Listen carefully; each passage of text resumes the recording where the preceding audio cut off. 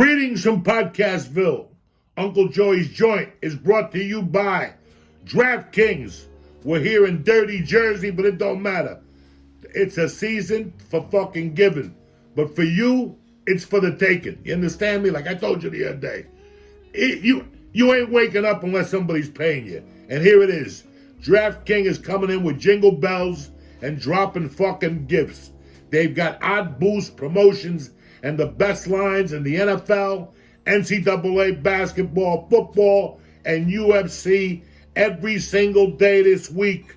Plus endless ways to get in on the action. Bet live or on your favorite fucking player. And if you sign up now, today, Wednesday, you get a chance to triple. You heard it right here one time. Triple your winnings when you make any bet on the UFC fight this Saturday night. Figueredo, whatever his fucking name is, against Moreno. You think I'm fucking smoking too much dope? No.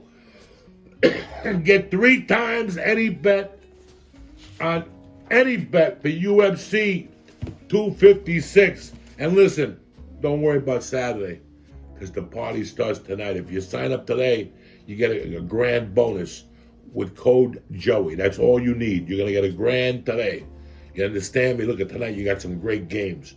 You got Michigan State versus Virginia. You got Wisconsin versus Louisville. The party starts tonight, motherfucker. Tomorrow, I think you got NFL football. Friday, you got college basketball. And then Saturday, listen, you got Tony Ferguson against fucking Charles Oliveira. You got Mackenzie Dern and that badass of hers. You got Jacare. You got Junior Dos Santos. Plus, you got the headline, Figueredo against fucking Moreno. So do yourself a favor right now. Download the top-rated DraftKings Sportsbook app. Use promo code Joey when you sign up and get up to $1,000. You heard it right now. $1,000 fucking dollars.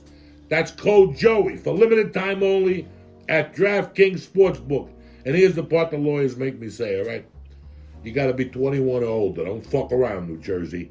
And it's got to be New Jersey, Indiana, Pennsylvania. But now we've added some states, like Tennessee's got gambling, Colorado's got gambling. So you're in, cocksuckers. The deposit bonus requires a 25 times playthrough. Restrictions do apply. See DraftKings.com/sportsbook for details. But if you got a gambling problem, if you're a fucking degenerate, there's help. Call 1-800-GAMBLER, or if you're in Indiana, call 1-800-9-WITH-IT. If you don't have a gambling problem, like Pink said, it's time to get the party started, bitch. Download the DraftKings Sports app, use code Joey, and the party starts tonight with Michigan State, Virginia, and Wisconsin. I think they're playing Louisville. You got to check and shit like that. I don't know. I don't have a computer back here. The joint is also brought to you by motherfucking CBD Lion with a chocolate. Full spectrum.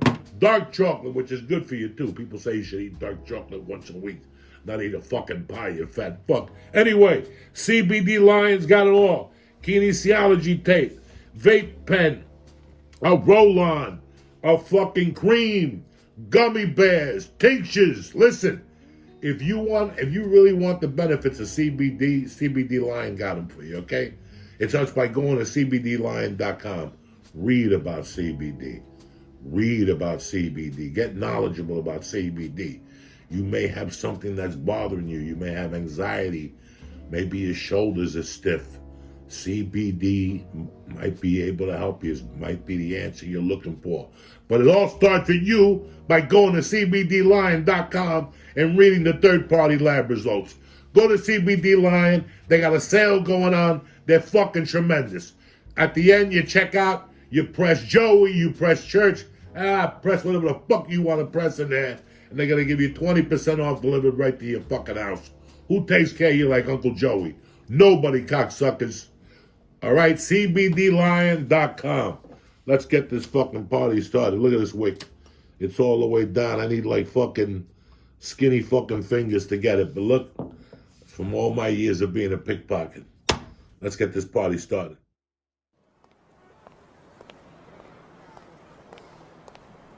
Hey, how you doing?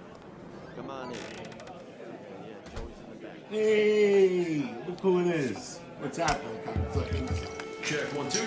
Welcome to Uncle Joey's Joint.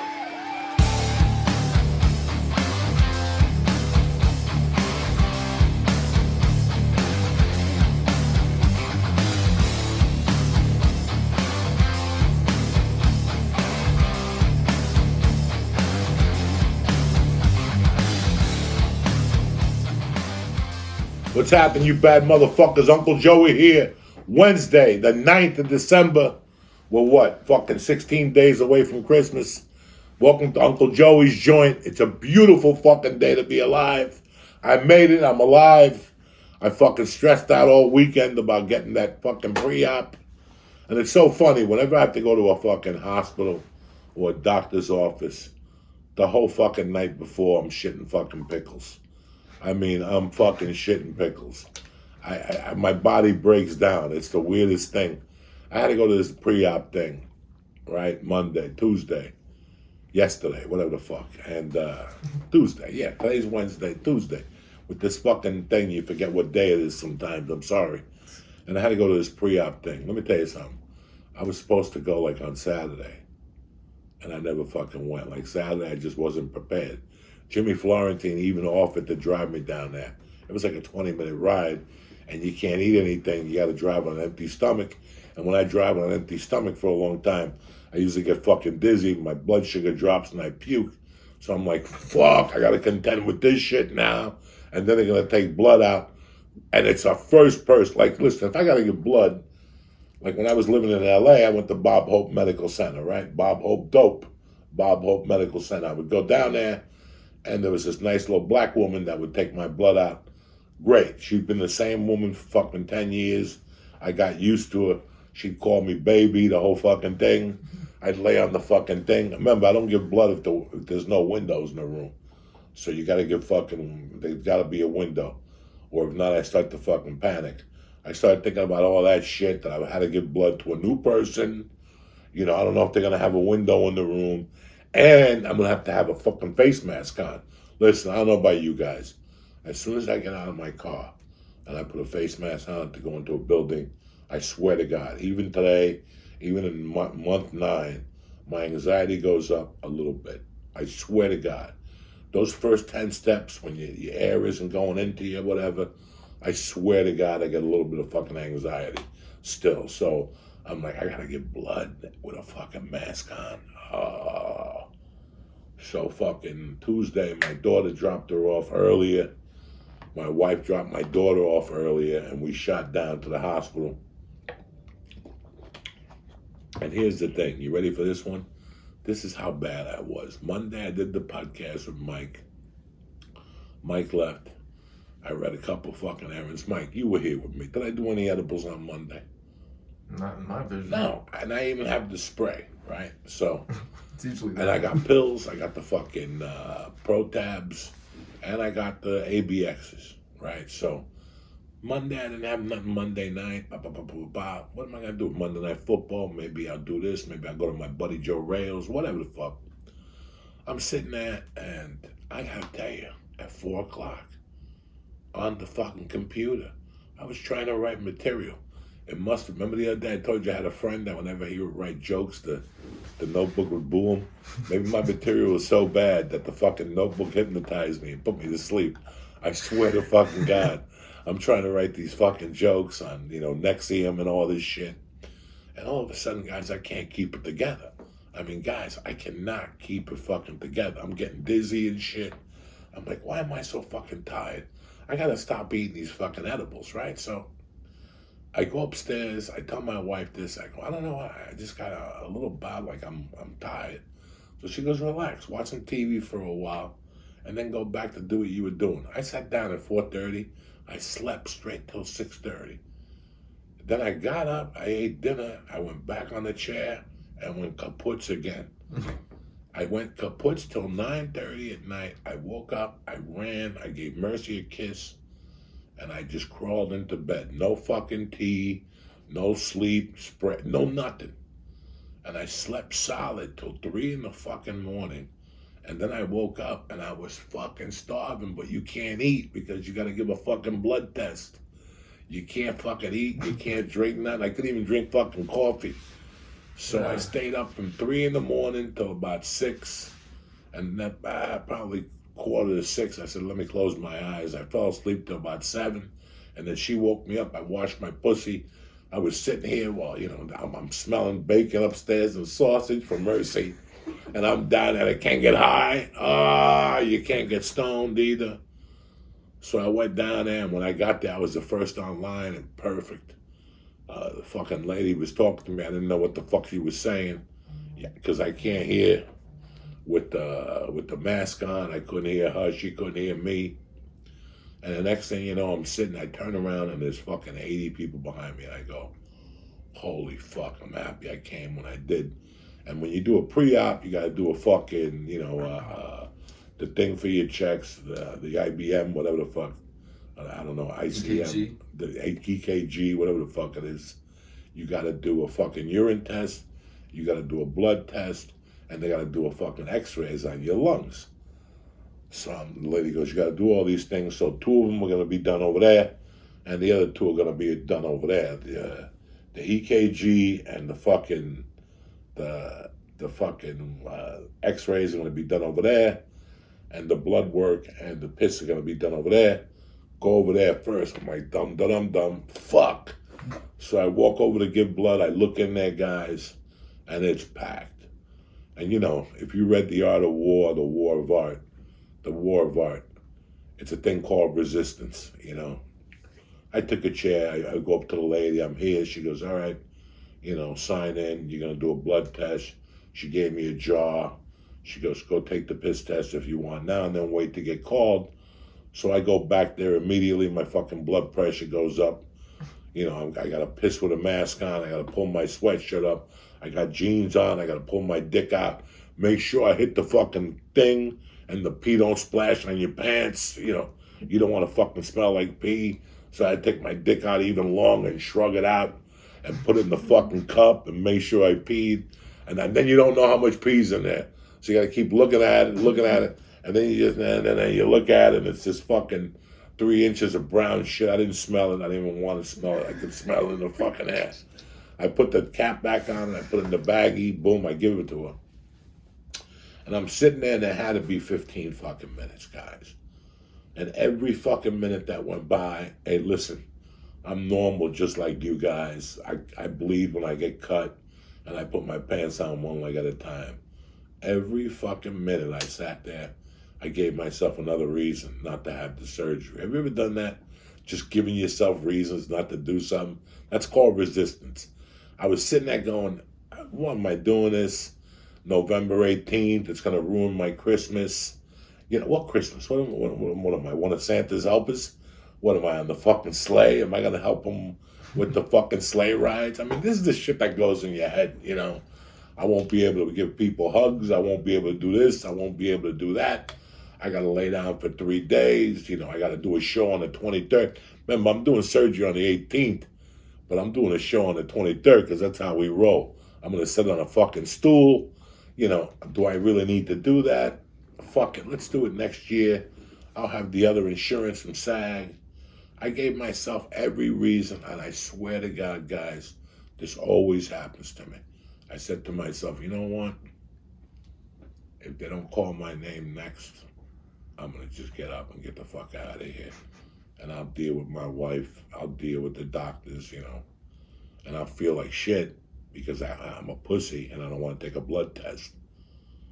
And I didn't even get that process. I didn't even get that thought process. And as usual, a guy came in maybe 10 years younger than me with the fucking, the fucking stroller. And he was breathing heavy. His hair was all fucked up. And when he got to the counter, he basically turned the fucking thing around and he sat on the chair. And he just sat there. And the lady's like, can I help you? And he's like, I just got to get my breath for a second. He walked from the hospital door to there. I could do that. That walk was 20 feet. Even me with my fucked up legs could do it. But I saw the look on his face. I saw how he sat down. I saw how he was breathing. He had sweats on. He didn't have a wedding band on. I looked at him, and I didn't judge. I just broke him down for who he was. He had a fucking giant shirt on, that was 2 sizes too small for him. He had one roll after the other. What I'm trying to say is this guy didn't take care of himself. And now he's walking with this fucking thing. He never exercised. He never fucking ate right. He never did nothing. And I saw that when he walked in, and I'm like, that's what I don't want. The reason I'm doing this knee surgery, the real reason, I'm not doing it to be a fucking fighter or to run marathons. I'm doing it because I'm embarrassed. I'm embarrassed that when I went to Disneyland last year, I'm embarrassed I went to Great Adventure this year. I can't walk around with my daughter. I can't do that whole fucking 8-mile fucking jaunt around the park. My fucking legs feel like death, So I called my sister. I'm like, what do you think I should do? Because she's like my doctor. My sister's a real high-level nurse, and I call her for all my advice. She's like my underboss, like my consigliere. I called her up, and I go, listen, this is what's going on. It's the heat of COVID season. Nobody wants to be in a hospital. You get put on the wrong floor or whatever. But at the same time, I want to have a normal summer next year. Like, I want to be able to walk on the boardwalk. Who knows when this is coming back? But I still got to walk. It's not like I'm getting it done because I got to go fucking load trucks or something. But, I'm going out. I'm going to be 58 in fucking February. We ain't getting no younger here. My uncle recommended it. When I talked to my sister, I go, I don't know. She goes, why are you doing it? How bad is the pain? I go, the pain is pretty fucking bad in my knee. Like if I flip it when I'm driving, because that's the speed pedal. When I flip it, if I flip it, I gotta like fucking close my eyes and pull my leg in. That's how much pain there is in my right knee right now. Even though my left knee, arthritis-wise, is worse than my right knee. So that's the real reason why I'm doing the surgery. I go to the gym. I can't walk on the treadmill. I can walk 8 minutes on the treadmill. I got to tap 7 minutes. I got to tap. But I still do all my squats. I still do deadlifts. I still do, whatever I got to do, you got to bend your fucking knee. So I'm able to do it. I can live with that. But what it's really needed for, what good is all that training if I can't fucking walk 5 miles and make my daughter happy and walk in an amusement park with her or go on a hike with her? That's what I can't do. And I can't be one of those fucking dads that just sits there. They think I'm sitting there because I'm a fat fuck. No, I'm sitting there because my fucking knees hurt. So the surgery's next fucking Friday. That's it and that's that. I'm going to sit tight. I'm going to see how the fucking therapy goes, the physical therapy. I already talked to the guys at the gym. They're ready for me. Their psychology is, listen, you're missing one limb, you still got 3 other ones. We'll work those, and we'll catch the other one up when it's time. So I'm going to go for it. And then let's see what happens in February. If fucking they haven't made a decision yet, or whatever the fuck's going on, I go back for another knee replacement. And we balance it out. We fix that fucking hamstring. And this is what it's all about right now. It's time for taking care of yourself. You're paying fucking $18,000 a month for insurance. You might as well fucking use it right now. Do that colonoscopy. Get that eye exam. You know what I'm saying? You might as well do all this shit. I've got a heart doctor. I can't see at night when I drive. I'm getting the glasses for fucking driving at night. This is what you do now. There's nothing else to do. You might as well take advantage of it. Right or wrong? Who the fuck am I? That's it. We're here. We're fucking queer. I was thinking about something the other day that, I've just been thinking about a lot of shit lately. Just the other day I mentioned the Dopey podcast. I have a lot of friends who are sober, who are very sober, who listen to the Dopey podcast. Just because I smoke pot and I'm fucking crazy and I'm out of my mind doesn't mean I don't support sober people. I really do. And there's one guy I talk to all the fucking time. In fact, him and I do like a fucking mini AA meeting on the phone. I've been friends with this guy maybe 30 years. He's been clean for about, if I haven't done coke for 13 years, he's probably been clean about 20 years. When I was thinking about getting clean, I didn't talk to nobody else but him on a confidential type thing. I would just call him up and explain to him, this is what I wanted to do. And he would suggest different things that I would do, And, he was the one that suggested I should go to a little rehab. So I tried to sign up for a fucking rehab. Then somebody pointed me out and they go, you were a comedian at the Comedy Store. So I couldn't go back. It was like a little outpatient rehab by Hollywood there. They paid for it. I think the state paid for it or whatever. You had to pay a couple dollars a month. I think it was going to cost me like $40 a month. I quit after 1 month, but I learned something in that 1 month or the 1 week or the 2 weeks that I was there. I learned a crucial word, and it helped me make my progression into sobriety. I know a lot of people right now are drinking. I know a lot of people right now are doing fucking drugs. I know a lot of people right now, anxiety is big. We're going over the top with the pills. I was guilty of that early on in March and April. I didn't enjoy it. I didn't like that. I liked the fucking, the whatever clozapam to relax me at work. But I didn't like the effect. I think it promoted it. It was like when I put my hearing aids in. If I wear my hearing aids too much and I take them off, I'm fucking deaf. Why? Because something else is working for you. It's like doing steroids when you're old. You stop making fucking ball juice. So while you're doing the fucking steroids all those months, your nutsack ain't making ball juice. Then when you get off the steroids, now your body has to reteach itself how to do all this stuff. But he used that word, transfer of addiction. And he also told me that when people quit getting high, they're addicted. That's why so many people OD. Because, there's two reasons why. I shouldn't say that. There's the reason that they get clean and they think that they could still shoot what they were shooting before they got high. And the other reason why people die is because they take time off. Yeah, it's the same thing. They fucking do the amount they thought they could do 6 months earlier, but they don't know that their addiction grows. Your addiction grows. So sometimes you shoot that amount and it isn't that, and the second dose gets you. So either way, your addiction keeps growing. That's why when people quit drinking for 20 years and they go back up to 20 years, they end up dead because they just drink everything in sight. I had a friend who just passed like that. He was sober for 20 years, got back on the bottle, and fucking, it's over but the shout. Rest in peace. But here's what I wanted to get to you.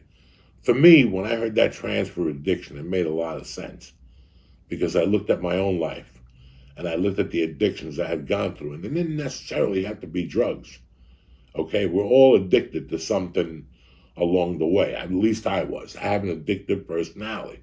Once you come to terms that you have an addictive fucking personality, you go, I got to do something about it. I realized I had an addictive personality when I was 44 years old. It was a bit too late, you know what I'm saying? That's when I broke it down backwards. Once I was 44, and I go, I got an addictive fucking personality, this is what the fucking thing is. Once you try to get clean, the first couple days of you getting clean are so important for you to journal. Those fucking days, you should just be journaling all day. Maybe journaling about how you started getting high, just to relieve the pain of you, coming off the fucking shit, For me, the journaling, when I first got sober, that first month, that's all I did. I remember I was shooting a movie, and I even brought a notebook and a pad with me to bring on the fucking set because I would get cravings, and I would try to give myself excuses. And I don't know, one way or another it stuck, and I just stayed sober. But I still remember thinking about the AA model.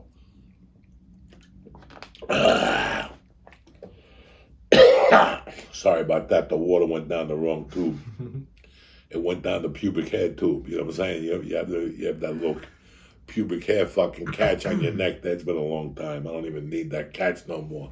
I'm not an animal like I used to be. But when I thought about my sobriety, I remember thinking that, fuck, I'm not going to be funny if I don't get high no more. Because there were a couple comics that fucking stopped getting high, and then they weren't funny because they took it too seriously. they took the whole sobriety thing a little bit too seriously, which you have to take. You have to take seriously if you want to live. People know when they're goners. Me, I knew I was a goner either day. When you do a line of coke and you get an electronic twitch in your fucking neck, when your neck starts twitching, you know it's just a matter of time before your brain blows up. You have an aneurysm, or you have a stroke, or whatever the fuck happens when you do coke. So for me, between the 400 pounds, the 4 packs of cigarettes, the eating like an animal, and the electrical twitches going on, the firework display I had going off in my spine, I figured it was time to fucking quit.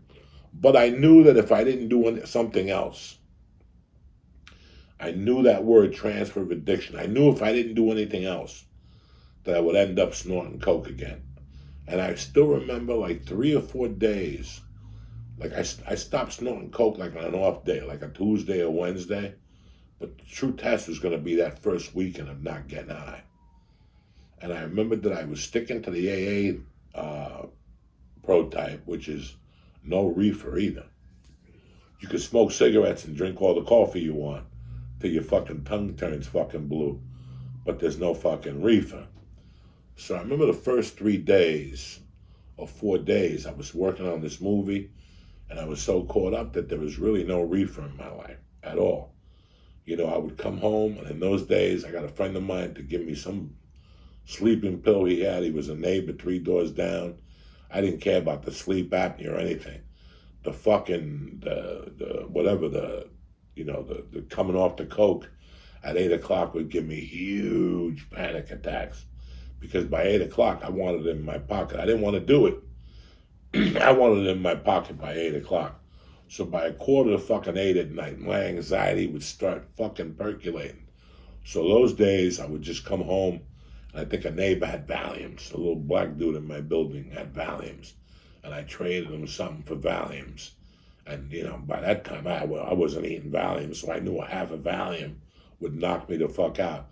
Now, I'm not going to lie to you. The first 2 weeks of me coming home from that movie at night, I would basically eat dinner, take a shower. I would say the minimal amount of words to my wife because I didn't want the craving thoughts to get into my head. I would pop a fucking Valium and drink an amaretto and milk. How much of a pussy of a drink is that? But amaretto fucks me up because I don't drink. And I would just fucking soothe out and go to bed. So I'm thinking to myself, Jesus Christ, Joey, you're trying to get fucking sober and you're still using alcohol and, you know, a sleeping pill, which is illegal, to get fucking sober. Something didn't sound right there. But I started thinking about it. What put me in prison? Cocaine.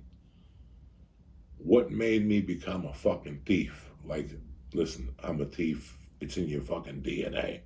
But thievery, who made me go all out and be a scumbag thief? Cocaine.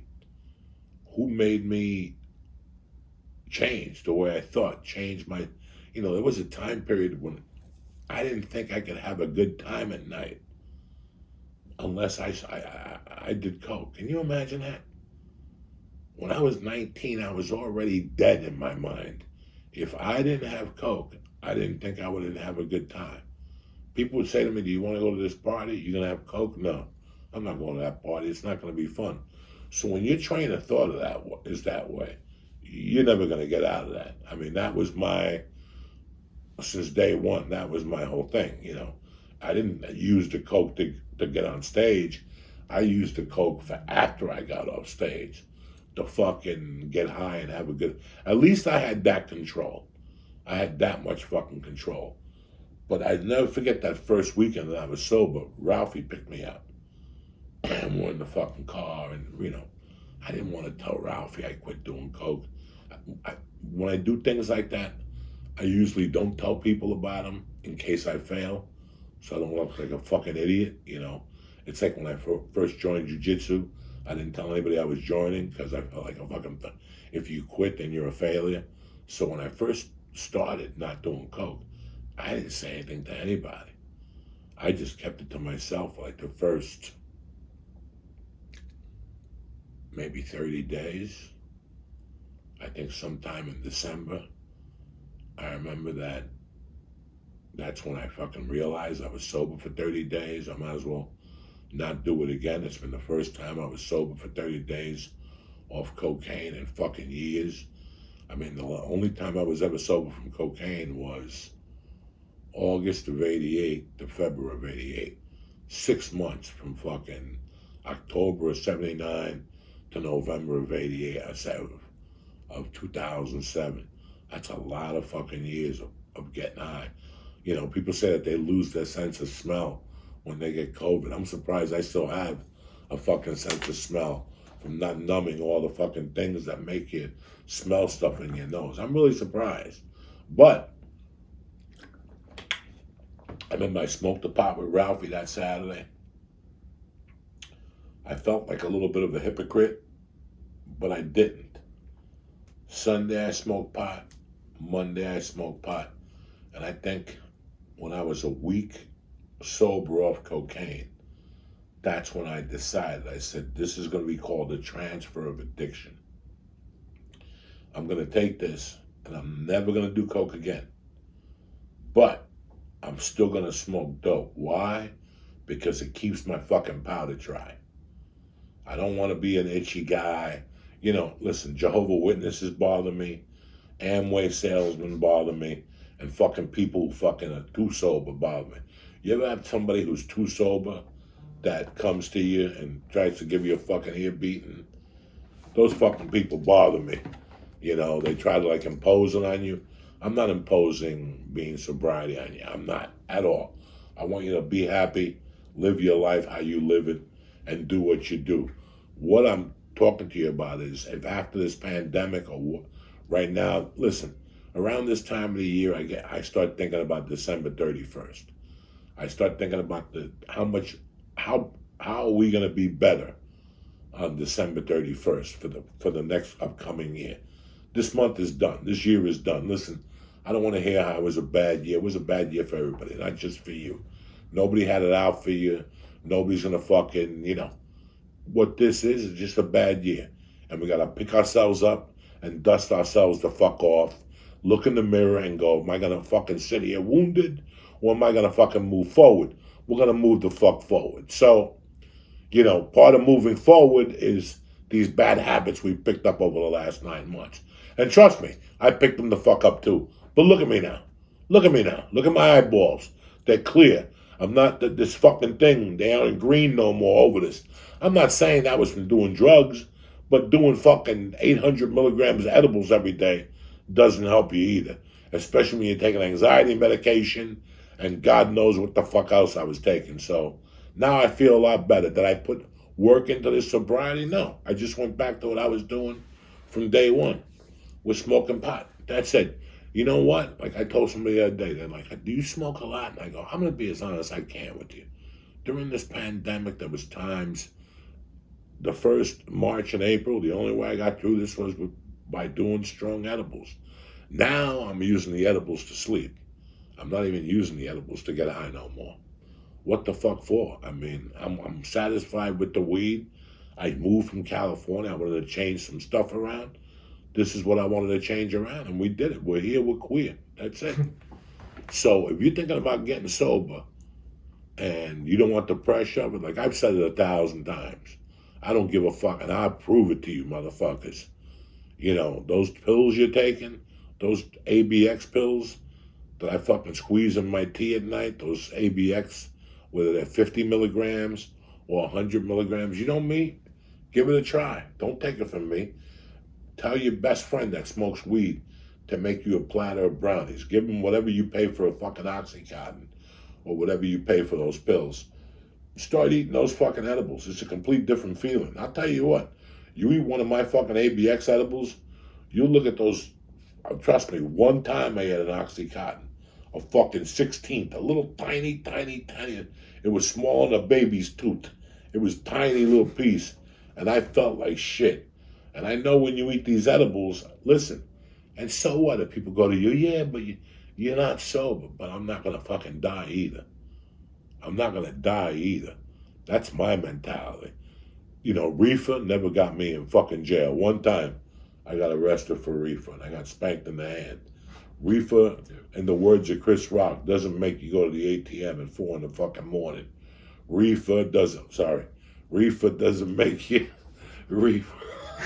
I gave you guys a finger by mistake. What the fuck is going on, Joey? Reefer didn't make me rob houses. Reefer doesn't give you those stories. Reefer never made me kidnap somebody. I never kidnapped somebody for a fucking pound of reefer. So in my world, it was the safest place I could be. What's the worst thing that could happen to you when you eat an edible? You might eat a bag of donuts, or you might pass the fuck out. That's the worst thing that could happen to you, right? Because you get really fucking high. I don't drive nowhere. You can't get a DWI. I mean, I know if I want 20 White Castles, I'll go to White Castle, and I'll bring them home. Then I'll get high. Then I'll fucking reheat the White Castles and eat them. I'm not saying I'm eating White Castles. I'm just giving you a fucking example that, reefer don't get you in no trouble. I don't give a fuck what anybody tells you. Oh, it makes you lazy. Really? Come over to my house.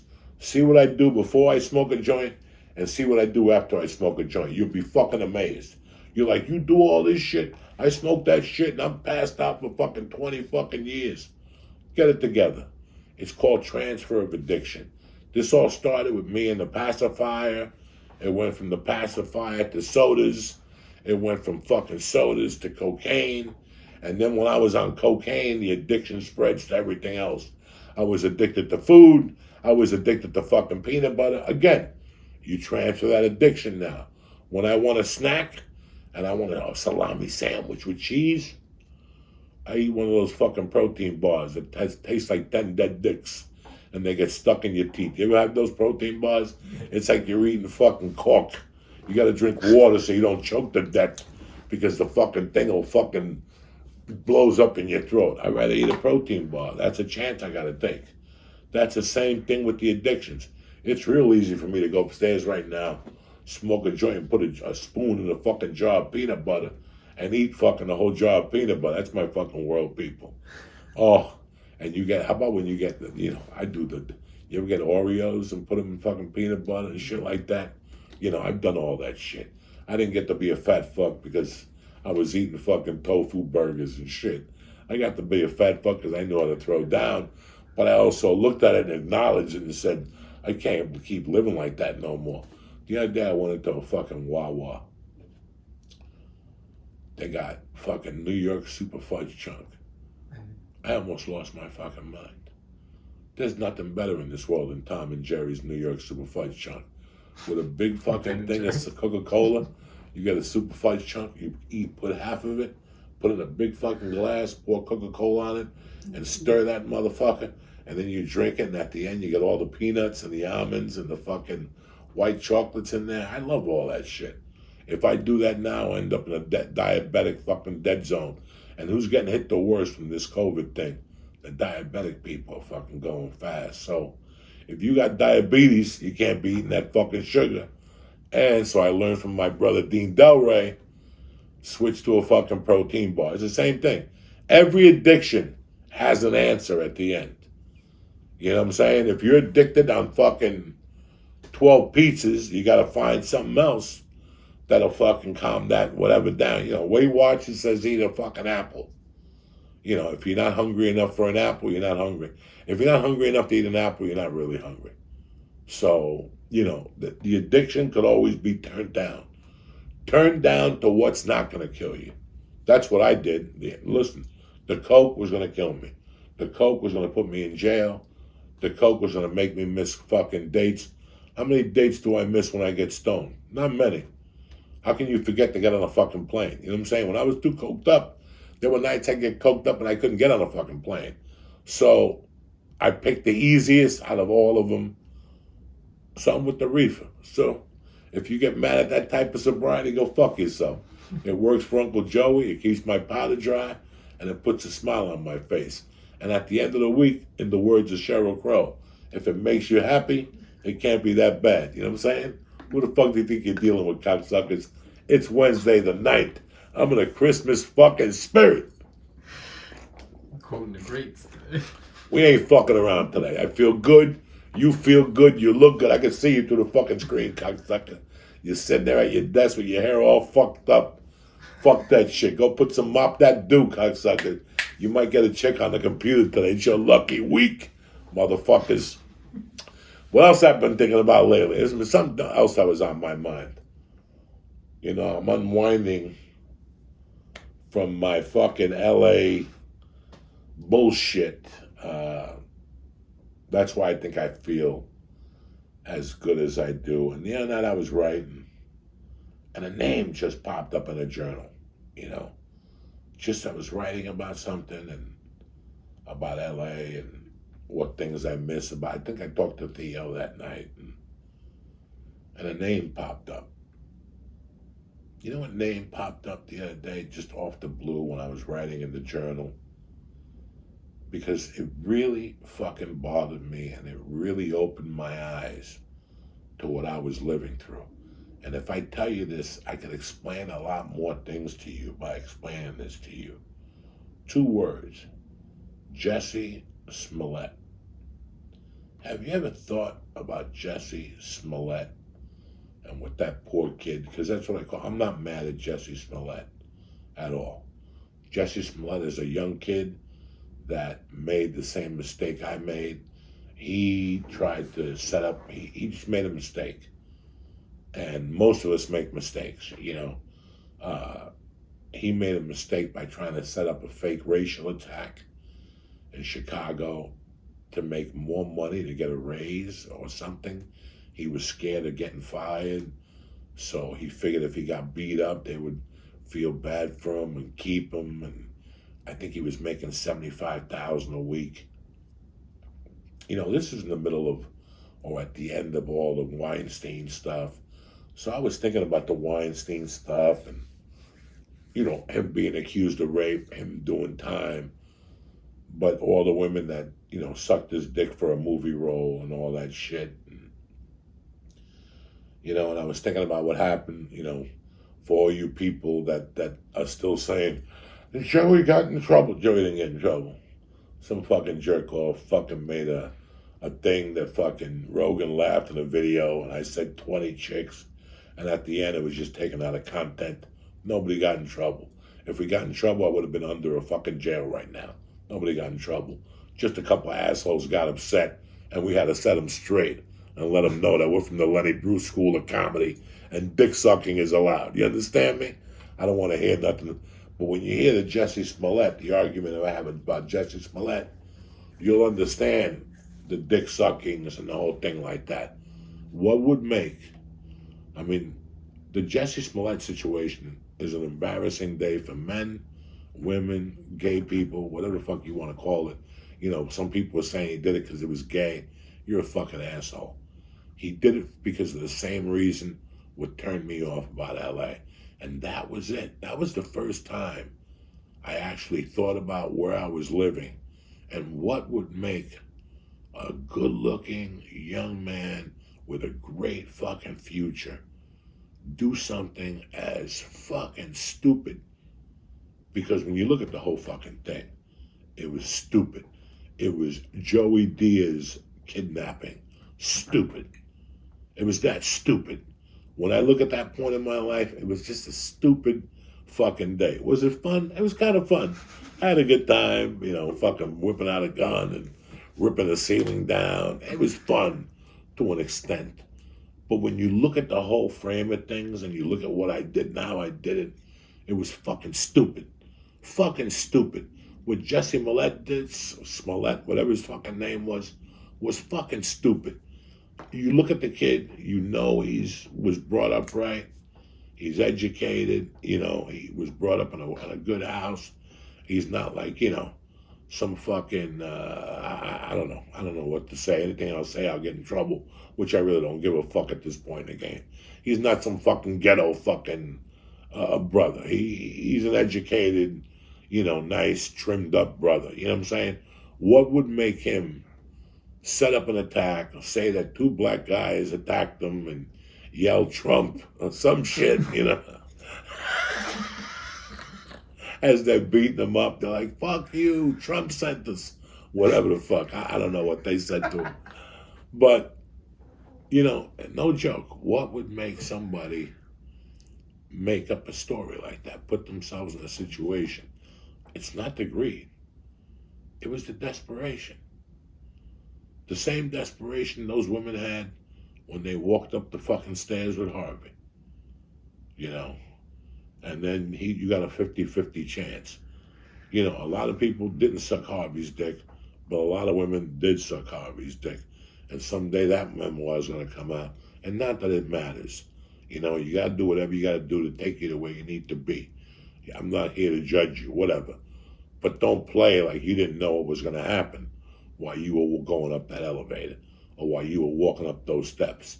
That's what fucking bothers me. But that's not the subject I'm talking about here. I'm talking about Jesse Smellette and the fucking move he did. And you're sitting there going, Joey, yeah, but that happened almost a year ago. That's why it's good to bring it up now.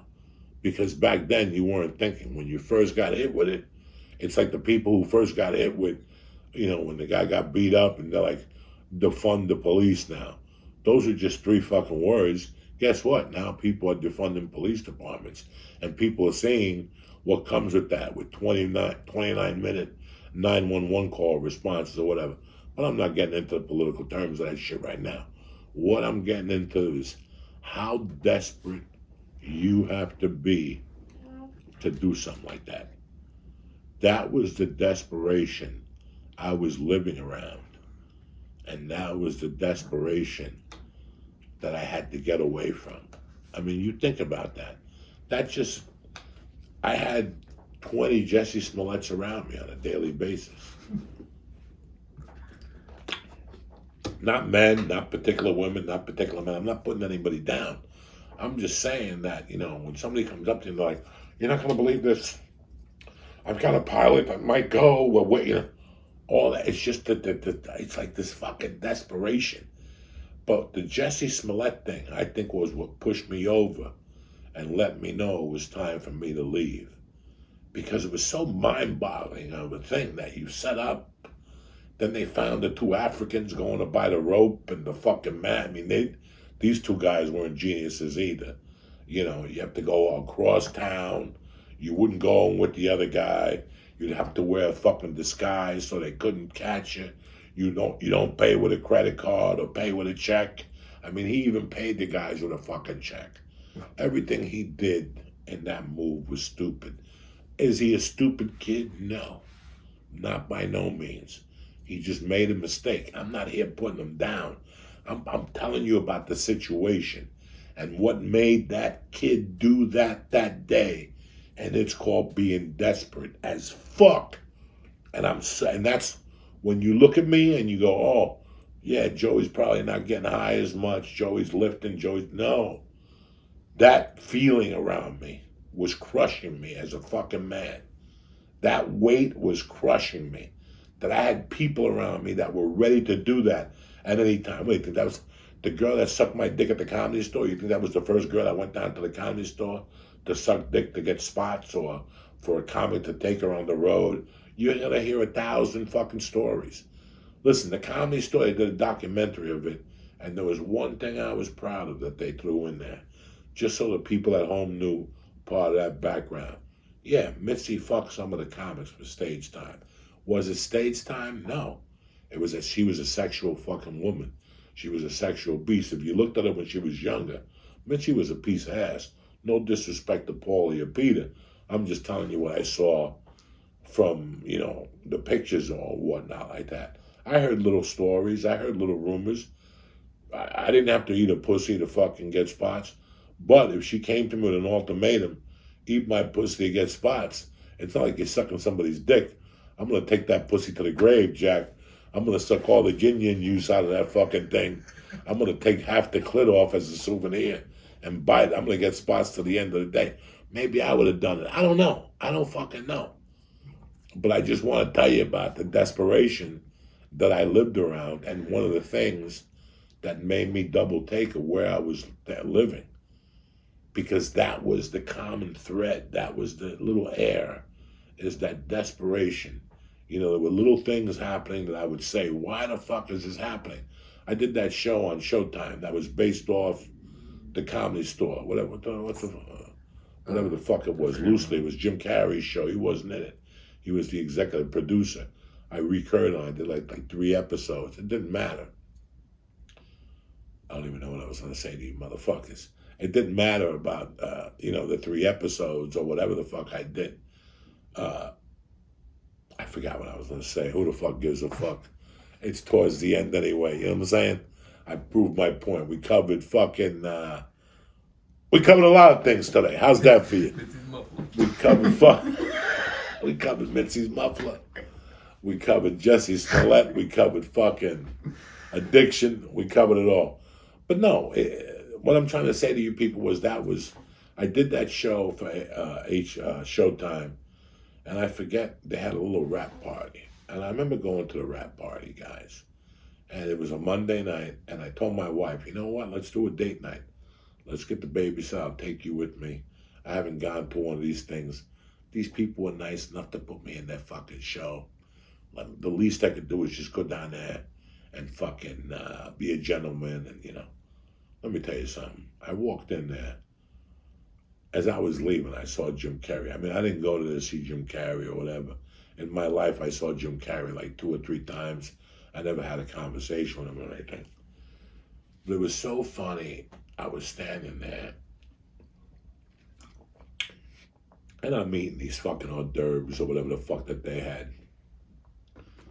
And I'm talking to my wife. I'm looking at my wife. I'm going, look at all the people that are here. This is a rap party. And the people that were in the show, like I did my scenes with Melissa Leo. Who the fuck you think you're dealing with? You know Uncle Joey could work opposite anybody, motherfuckers. So I did my scenes with Melissa Leo. When I did my scene with her, I talked to her a lot when we were in the room. We talked about different movies she had been in, but I didn't get a chance to thank her. So I wanted to thank her. I went down there just basically to thank the producers to put me in the show and to thank Melissa Leo for giving me a fucking acting lesson that day in that room. And I didn't see Melissa Leo, I didn't see her at all. But what I did see was 150 fucking people that had nothing to do with the show that was just there. Like, hi, how are you? And I'm like, what are you doing here? Were you in the show? And I wasn't trying to be mean to them or nothing. I would just say to them, I didn't know you were on the show. And they would go, no, we just got invited. We crashed the party. And I'm like, what? What is the point of you crashing this? I'm dying up here. I'm dying up here. The stars are all here. Santino's here. Eric Griffin's here. Fucking the little kid from Almost Famous is here. The black dude is here. They're the stars of the show. The girl, the cute little blonde. What the fuck are you doing here? Like, there was so many people that didn't fucking belong there. I'm like, this is what I'm talking about. Why are you here? What is the fucking point here? So, that was it. Part of that, the fucking Jesse Smellette thing. And again, you're like, Joey, Jesse Smellette a year later, I want you to think about what that fucking dude did. That's part of what lives in L.A. That's part of it. And he don't have a hole. Look at, half of it is being desperate, and the other half is looking to fill the hole. That's why Bikram Yoga, that's why Nexium, and that's why Scientology are fucking filthy rich. Because half of them are desperate, and the other half, you gotta fucking fill that fucking hole that whatever the fuck happened to them in their childhood, or they gotta be friends with people, or jump up and down with white people and wait for Martians. I don't fucking get it. I'm just happy to be the fuck out of there. I miss my friends. I miss California. I miss the weather. I miss the beaches. I miss everything about it. But it was time to move on, and we're here. I miss the church. I miss Lee. But it's Uncle Joey's joint now. And now we move forward, and we're going into 2021. And I'm just here to tell you one thing, guys. I love you motherfuckers. Whether you're on Patreon or not, whether you just support the podcast, whether you listen to it on Apple, whether you watch it on fucking iTunes or YouTube, whatever the fuck I'm saying, thank you very much for supporting me. I'm here for you guys. We crack a few jokes. We talk about a few fucking subjects, and we move the fuck on. I'm not here to waste your time. I'm just here to keep you above water during these difficult fucking times. If you get a giggle, if you can learn one thing, fuck it. If not, tell me, Uncle Joey, go fuck yourself and move on to a different podcast. But if you watch this today, I'm fucking happy. And I'm going to keep doing this podcast, even with the knee surgery. I'm going to be here Christmas week when you need me the most, because that's when people really get down. And there's nothing to be down about, guys. You're alive, you're kicking, you're not in a fucking hospital. And even if you are, you're not fucking dead. You got everything you need. There's people out there that are missing limbs. There's people out there that aren't eating. There's people out there that are really having a hard time. If you're there sitting there feeling sorry for yourself, fuck that. Uncle Joey's here. Never fear. You got the world by the balls, and the world don't owe you nothing. It's time for you to get up and get out. 2021 is here. 2020 was a wash for everybody, not just you. Everybody went down the fucking toilet. So stop feeling sorry for yourself. Grab that fucking joint. Go grab your wife, eat her asshole, and have a fucking great week, all right? I'm happy you tuned in today to Uncle Joey's Joint. It is what it is. In time, when it says guest and all this shit, we'll pick it up. Even the fucking, it's even getting difficult to Zoom with a bitch these days. COVID is coming through the fucking Zoom. So we're here every Monday and Wednesday. If you want more of Uncle Joey, go to Patreon, $3, $5, $10. If you want merch, it's $15. Hopefully we get the shirts out to you by Christmas. I'm working really hard. And beside that, that's it and that's that. I show up on Monday and Wednesday with nothing but love in my heart and fucking nut juice in my nutsack, ready to give it all to you if you want it. You know what I'm saying? And if you don't want it, just go fuck it. Switch the channel. I want to thank you guys. I want to thank you, all the guys that are on Patreon. I want to thank you guys that watch. I want to thank the guys that buy tickets. I'm sorry if we couldn't come to your town this year. All these tours got canceled. I'm fucking sorry. But guess what? I'm getting my knees, motherfucker. And I'm going to be fucking stronger and better than I ever was. And I'm going to tour till I have a fat little fucking heart attack on stage. I don't give a fuck. So sit down, relax. This will soon pass. Uncle Joey's got you. Try to make the best of what you got. I love you, motherfuckers. And I'll see you on Monday morning, Tip Top Magoo. Or I'll see you on Patreon. Now for a word from our sponsors. All right, I want to thank all you motherfuckers for listening, for supporting, for the love, for everything you give for me. You know I love you guys with all my motherfucking heart, whether you're here, whether you're on Patreon, it don't matter to me. I know things are rough. But before we go, I want to talk to you people about something. Listen, right now it's the season for some people for giving. Some people out there buying things. Fuck that shit.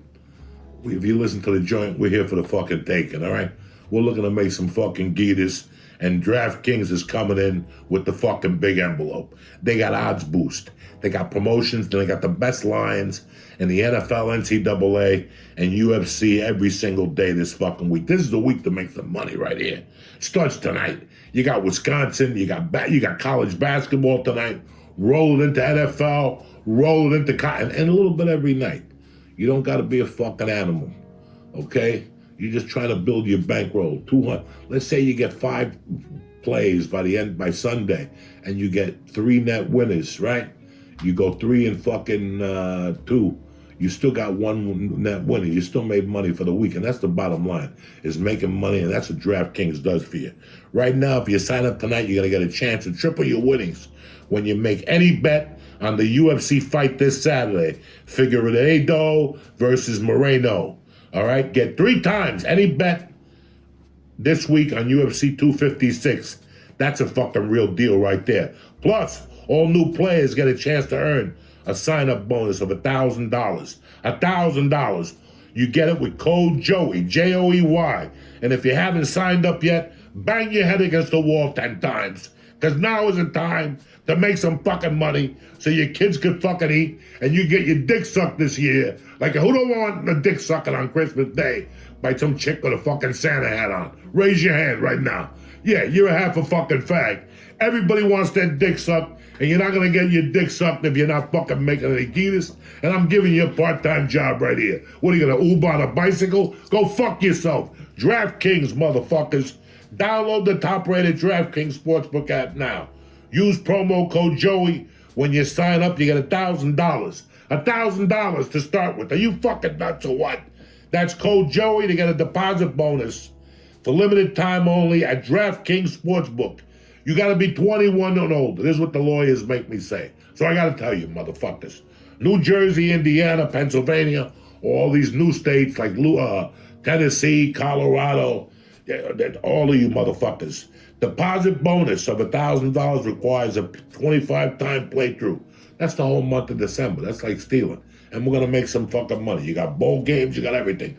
Restrictions do apply. See DraftKings.com/sportsbook for details. You got a gambling problem? There's help. Don't be a fucking degenerate cocksucker. Next thing you know, you're at OTB giving blowjobs under the counter. You don't want to do that. But if you got a problem, call 1-800-GAMBLER. And if you're in Indiana, call 1-800-9-WIN-IT. But if you don't got any problems, everything is all right, and you're going to fucking bet like I'm telling you to bet, like a gentleman, you're going to fucking make some money. But first, you got to download the DraftKings Sportsbook app, use code Joey, and cash in on some fucking money this week, all right? That's how we're starting the party. Number 2, CBD Lion. You want to feel good. You wake up in the mornings, you're a little duddy, like, I don't know what I'm going to do. I know what you're going to do. You're going to take a shower, you're going to wash your balls, and you're going to take yourself 3 little CBD gummies by CBD Lion. Whether you get the raspberry, the strawberry, the tropical, you fucking don't lose.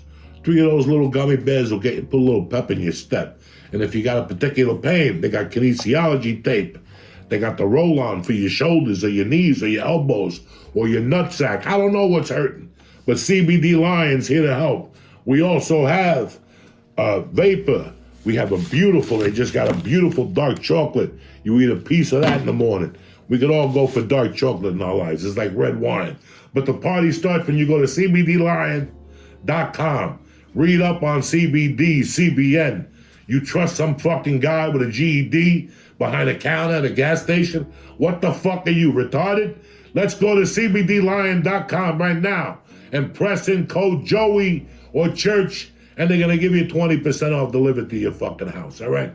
Who takes care of you like Uncle Joey on Wednesday, 2 or 3 weeks before fucking Christmas? Nobody. I love you, cocksuckers. Stay black. Have a great weekend, and we'll be back Monday with a big dick and a neck brace. You know what I'm saying? Let's do this shit. I love you, cocksuckers. Stay black. There you go. Candle's done. I take a fucking hike.